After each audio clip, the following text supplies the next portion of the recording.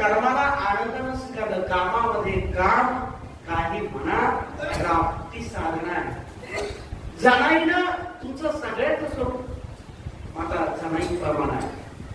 आणि त्या पांडुरंग परमात्म्याला मंदिरातून जनाईकडे यावं लागलं. हे सामर्थ्य तुमच्या घरात देव घरा आला, भक्ती सन्माने गुजरा. हे जीवन तुमचं आमचं, हे सामर्थ्य तुमचं आमचं देणारं जे आहे ते स्वधर्म विश्व स्वधर्म सूर्य पाव. पुढे ज्ञानोबा सांगतात, जो जे वांछित तो ते लाहो. मला हे असं पाहिजे, काहींना वाटतं शेजाऱ्याचं वाटोळं झालं पाहिजे. आणि आता ज्ञानोबारांनी मागणी मागितली, आशीर्वाद पण देऊन मुक्त झालेले आहेत. चालेल काय? असं नाही.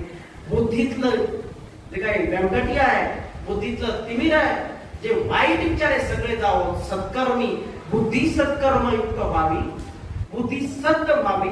तेव्हा त्या बुद्धीतून येणारे विचार सत होतील, विचाराप्रमाणे आचरण सत होईल.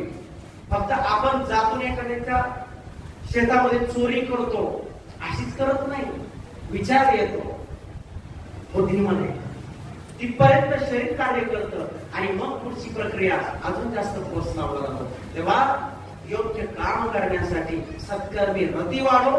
आणि पुढे माऊली ज्ञानोबा सांगतात की अशा योग्य बुद्धीच्या माणसाला तो जे वांछित योग्य बुद्धी असेल तर चांगलंच मानणार.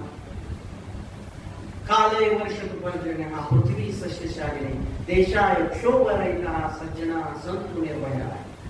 सगळ्यांचं कल्याण हो, भवतु सर्व मंगलम. सगळ्यांचं कल्याण हो. ही जी काय तेरा मंगल मेरा मंगल, ज्यांनी उपासना केली असं सबका मंगल होय रे.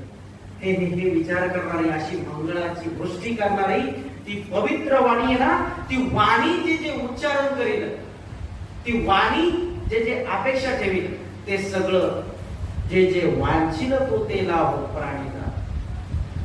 माऊली ज्ञानोबा म्हणतात की अशी जे काही ईश्वरनिष्ठ परम सत्याला जाणणार आहेत, परम सत्याशी स्वधर्माशी एकनिष्ठ अशी माणसं आहेत, त्या माणसांचा तो समूह जो आहे तो समूह एकत्रित यावा. ईश्वर निष्ठांची मांदियाळी भेटतुया होता प्रत्येकाला मिळालं पाहिजे. या भारतीय भूमीचं वैशिष्ट्य मी सांगतो, मी काही विशेष एक धर्म घेऊन जात नाही. या भारतीय भूमीमध्ये एक त्रिवार वंदना घुमलेली होती. बुद्धं शरणं गच्छामि, धम्मं शरणं गच्छामि, संघं शरणं गच्छामि. ज्ञानोबाची संकल्पना बरोबर इक्विव्हॅलंट आहे, इक्वल समान पातळीवर आहे. जे बुद्ध ज्ञानी आहेत, महात्मे आहेत, सर्वांचं कल्याण करणार आहेत, ते त्यांना शरण जा. संघ ते